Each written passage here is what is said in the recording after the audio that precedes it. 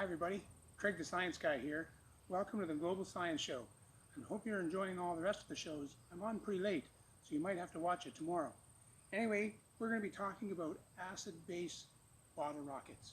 Now all you need for this is a rocket, which is a bottle. As you can see, this is a 3-liter Coke bottle. I'm not sure how many different sizes of bottles you have in wherever you live, but there's a lot of different ones where I am.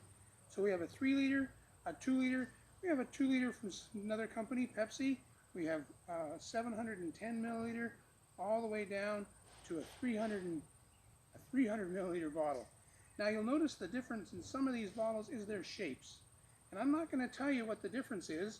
I want you to tell me, after you've done your experiments, to see what the difference is. Does a 2-liter bottle shaped like this fly as well as a 2-liter bottle shaped like this? Or what does the difference make? I can tell you that all of the bottles I'm going to launch today have 1 cup of one cup of vinegar in them, and the power packets, which I'll talk about right here. Okay, so we've come inside. We're going to look at the power packs that you need to make. So here's a sample of what the power packs measurements are. Now, to be honest, the dimensions are not perfect and exact, because if you're going to use regular paper, in my paper, or letter paper, or A4 paper in England, then you're going to get a template like this. And it's just important that they're equal, and you divide them up. The exact dimensions aren't perfect, so then you just cut those out, and you end up with one of these. Now each one of these is what you're going to use to put your baking soda in, so it's important for them to be tight. So what we're going to do is take them like this, and you take a 3/4 inch or 19 millimeter dowel from the end, lines up where this dashed line is. You put that on there like this, and then you roll it into a tube. So when you roll into the tube, you bring it up, and you crimp the end of it over. Give it a tap on the table, and then slide your tube out. And that will give you a tube that you can put about a tablespoon of baking soda in. Okay, we're back. You saw the power pack. So here they are after you've put the baking soda in and crimped over the other end. It's important to make sure that these fit into the neck of the bottle that you're going to use. That's also why you'll see all of these corks in this bottle and this bottle, because you'd be amazed at how many different sizes of corks there are. So you have to make sure that the cork that you use fits tightly into the neck of the bottle that you're going to launch, like this. And you need to have a launch platform. Now I use these clear plastic tubes. They're actually supposed to be able to cook macaroni or cook pasta in them, but they're pretty much better for rockets. So you put that in there. If you don't have one of those, all you need is something to support your rocket in. It can either go inside, or you can just do the top as well. Now you'll notice that all the bottles I have here don't have any fins on them, which we talked about inside. Okay, this is the Rocket Lab template that I was talking about.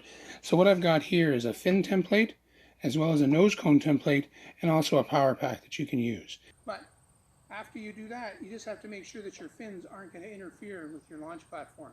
It's up to you. Make sure you have your own ideas, your own fun. So we're going to launch one here. I've got a 710 milliliter bottle, 1 cup of rocket fuel, also known as vinegar or acetic acid, and 1 power pack. Now the power pack I didn't explain inside were actually modeled after the cartridges used by the soldiers that used to fire muskets. This gives me time to talk about it, to show you what's going on, but it also breaks down, so you don't have to worry about it. It's a little bit easier than rolling out paper towel. So here we go. We're going to put it in. We shake it, make sure we feel the pressure building up. It's creating carbon dioxide in there. And then we put it in the tube, and we see what happens. The cork's in there trying to stay in the end, and the pressure's building up. It's building up. It's building up. Sometimes it doesn't do it. Whenever you're trying to film, it never does it. So I have to sometimes check it, shake it a little bit.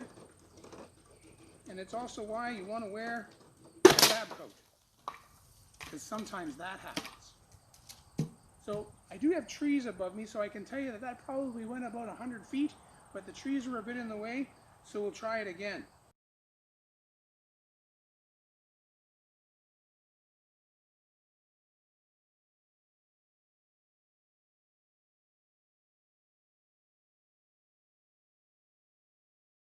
you to think about what the difference in shape might make. Okay? So we've got another power pack. I put that in there, put my cork in, and you push your cork down until it's about past the area where the threads are. Turn it over. Once you turn it over, do not look at the top of it because bad things might happen.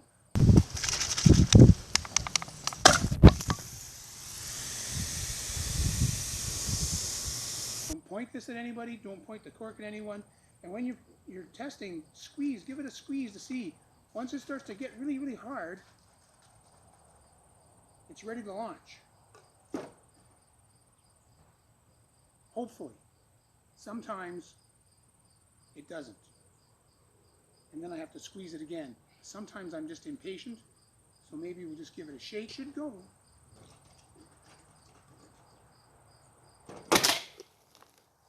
Maybe I pushed the cork in too hard. Alright, now we're going to try a small one. We'll try one of these small bottles and see what the difference is. So again, bottle, power pack. Mums and dads, when you're going to do this, you might want to buy extra vinegar and extra baking soda because you're going to want to do it over and over again. It's important to keep the cap. You can put the vinegar in ahead of time, but it's also really important not to put the cap on after you've put the baking soda in. Okay. So, you put the cork in, might not push it in quite so hard. You put it in, test to see how hard it is. Feels pretty hard. And there it goes. Wow. That one went a long ways.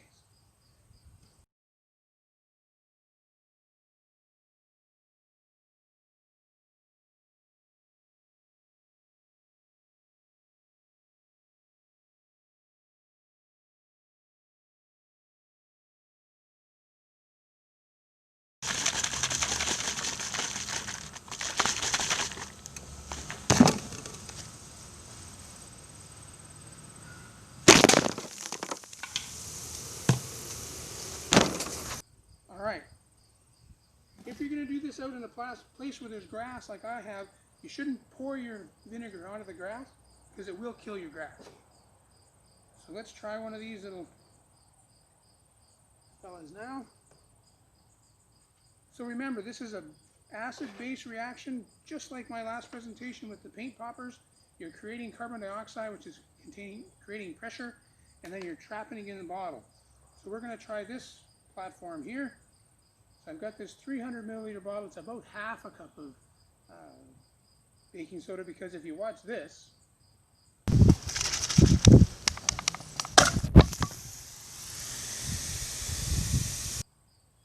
see, it didn't work so well.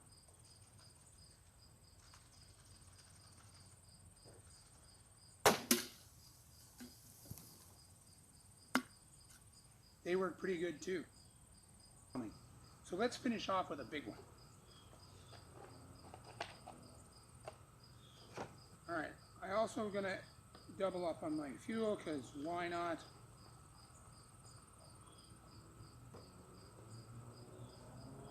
And since we can, let's double up on our power packs as well. Alright. Thanks very much for coming. I hope you enjoy the rest of the show. Check out all the other good things that are coming after me. Make sure you follow and retweet everything. And hope you learned lots. Hope you had fun. We'll see you next time.